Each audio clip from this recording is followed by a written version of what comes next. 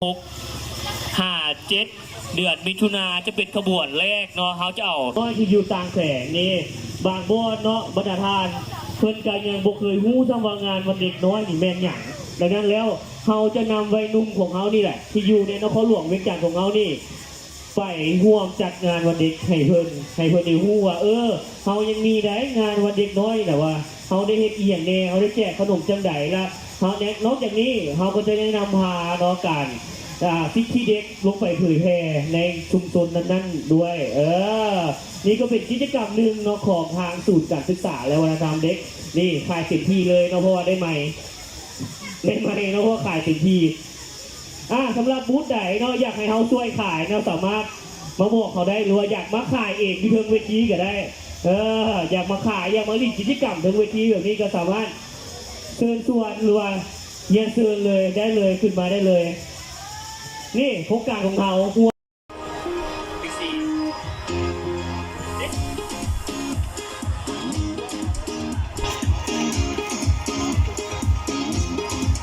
สำหรับอีกเทื่อนึงเนาะสำหรับท่านใดที่เข้ามาร่วมในงานบูสต์ของพวกเขาในงานบูสต์ ในโซนของพวกเขานั่นเองอย่าลืมกันแล้วกันว่าโซนพวกเขานั่นมีพาสปอร์ตเพื่อให้ทานเป็นล่าสแตมป์นี่ถ้าหากว่าล่าครบ15ดวงปุ๊บนี่เขาสามารถไปหมุนวงล้อ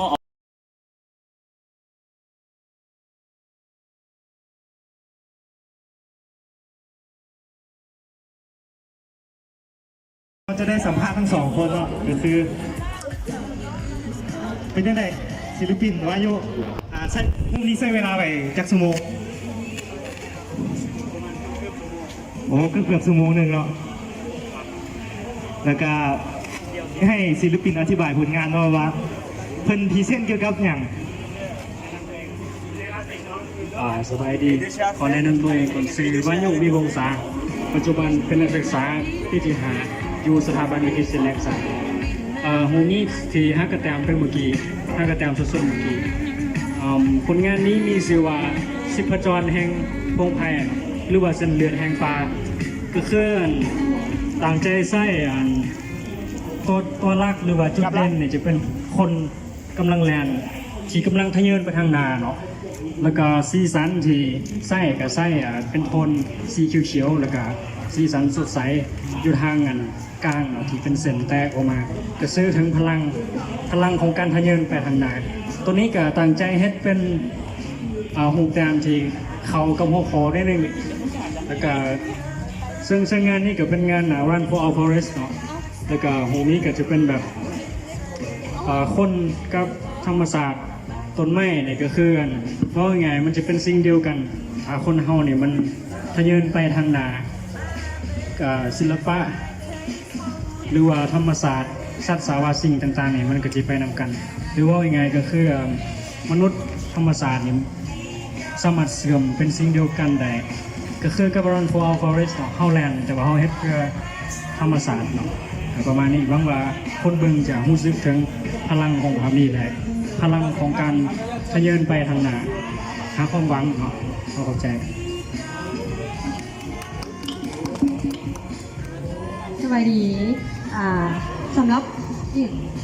ศิลปินอีกคนหนึ่งเนาะอยากให้แนะนำตัวแล้วก็พรีเซนต์ผลงานของตัวเองเนี่ย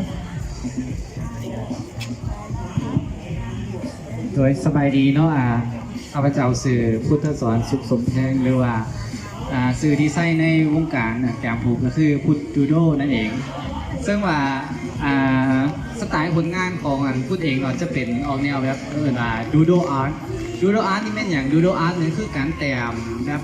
แต้มไล่ไปตามจินตนาการโดยการที่โฟกัสกับปัจจุบันแล้วอยู่กับทุกส่วนของเส้นเลยคือการกลับเข้ามาอยู่กับปัจจุบันนั่นเองเนาะซึ่งผลงานนี้เนาะจะตั้งชื่อว่าเป็นมิสเตอร์เนเจอร์เนาะหรือว่าเท่าที่แบบเป็นตัวแทนของธรรมศาสตร์นั่นเองซึ่งว่าจะเห็นว่าพื้นที่จะมีอยู่2พื้นที่เนาะที่แบบมีพื้นที่แบบดำๆมืดๆแล้วก็พื้นที่ที่เป็นสว่างแล้วก็สดใสซึ่งเปรียบเทียบเสมือน2โลกเนาะโลกที่1ก็คือเป็นโลกที่แบบมืดมนโลกที่พูดจินตนาการว่าเป็นโลกที่แบบบ่มีธรรมศาสตร์บ่มีต้นไม้หรือว่าบ่มีสิ่งที่มีชีวิตนั่นเองเป็นแบบคล้ายๆจักรวาลว่างเปล่าแล้วก็มืดมนและ ตัวคาแรคเตอร์ของเรานั่นเองเปรียบเสมือนว่าเป็นธรรมศาสตร์เป็นสิ่งที่มีชีวิตเนาะเพราะว่ามันซึ่งว่าคาแรคเตอร์นี่เนาะมันกำลังกระโจนไปหรือว่าพุ่งทะยานไปทางใดไปอยู่จุดใดมันก็จะแพร่รัศมีความเป็นธรรมศาสตร์มีชีวิตนั่นเองซึ่งว่าคาแรคเตอร์นี่ผู้จินตนาการให้ว่ามันลองลอยมันบินไปอยู่ใสแล้วสถานที่นั้นจะเกิดเป็นธรรมศาสตร์จะเกิดเป็นชีวิตและก็จะมีสิ่งที่มีชีวิตและมาเป็นพื้นที่ที่เฮา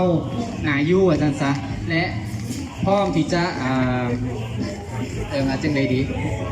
มันหนาอยู่อาจารย์ซะมันหนาอยู่และเป็นธรรมศาสตร์ที่แบบเฮาต้องการที่แบบให้มันเกิดขึ้นนั่นเองขอขอบใจ